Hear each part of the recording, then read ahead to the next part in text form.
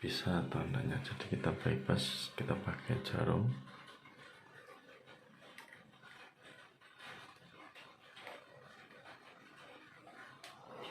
Jadi kalau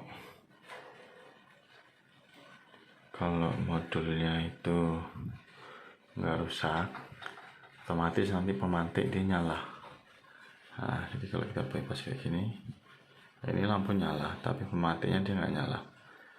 Sebenarnya dia nyala, cuman nggak ada percikan sih. Nah, dia ada suara yang kecil. Nah, itu kalau modulnya bermasalah. Bisa kedengaran ya.